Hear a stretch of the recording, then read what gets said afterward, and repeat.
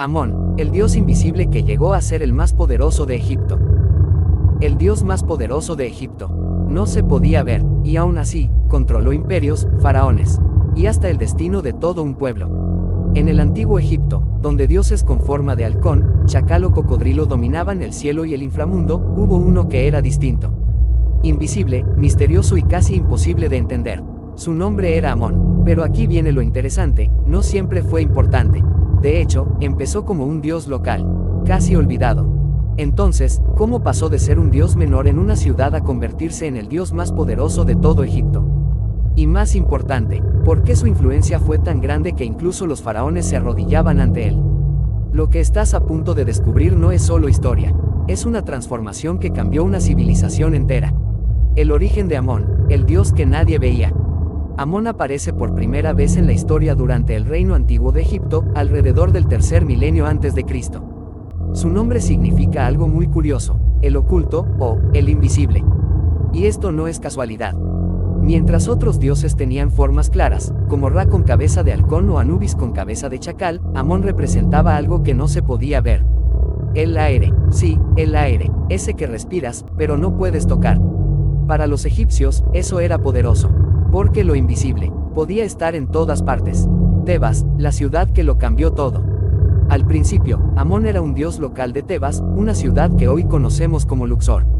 Pero todo cambió cuando Tebas se convirtió en la capital de Egipto durante el Reino Medio, aproximadamente en el año 2055 a.C. Cuando una ciudad se vuelve poderosa, su dios también. De repente, Amón dejó de ser un dios menor y empezó a ganar importancia. Los faraones comenzaron a rendirle culto, los templos crecieron, y su nombre empezó a aparecer en textos religiosos y monumentos. Y aquí es donde la historia se pone interesante. Amón, Ra, la fusión que creó al Dios Supremo. En algún punto del Reino Nuevo, los sacerdotes hicieron algo que cambiaría todo, fusionaron a Amón con Ra, el dios del sol.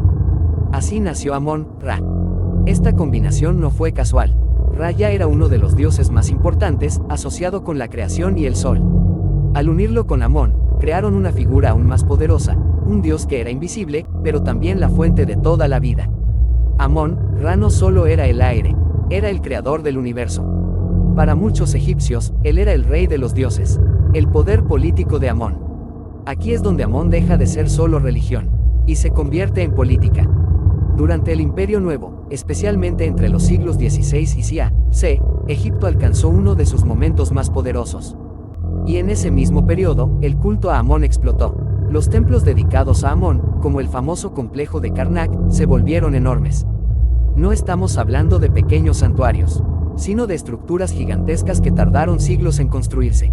El templo de Karnak, dedicado a Amón, es uno de los complejos religiosos más grandes jamás construidos en la historia. Pero lo más impactante no es el tamaño, es el poder. Los sacerdotes de Amón llegaron a acumular tanta riqueza y autoridad que, en algunos momentos, eran casi tan poderosos como el faraón.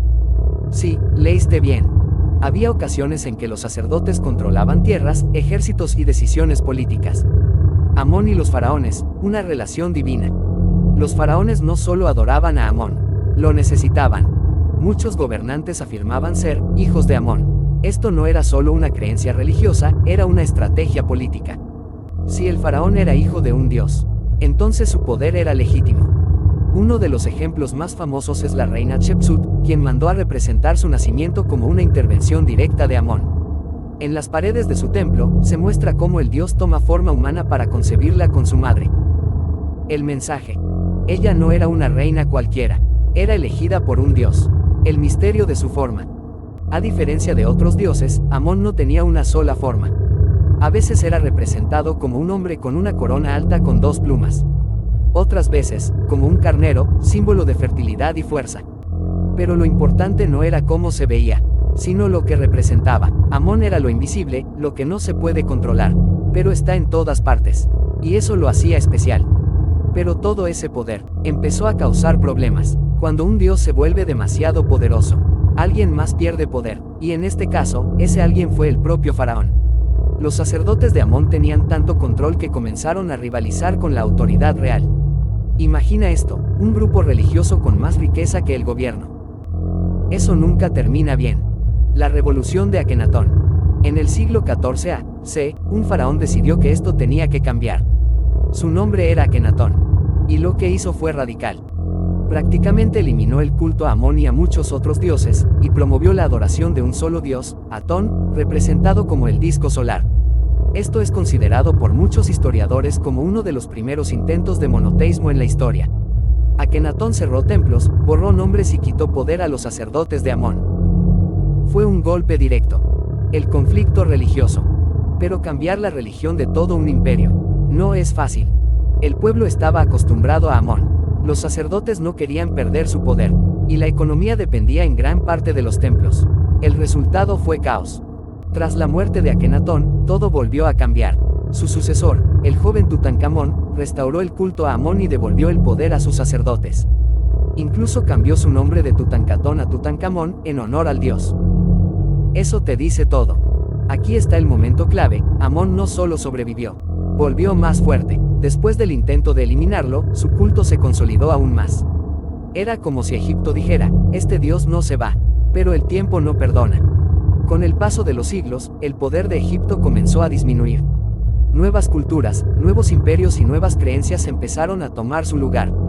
El culto a Amón fue perdiendo fuerza, poco a poco, hasta que, eventualmente, desapareció como religión activa, pero no como historia. Amón pasó de ser un dios local a convertirse en el más poderoso de Egipto. Representaba lo invisible, el aire, lo que no se puede ver pero se siente.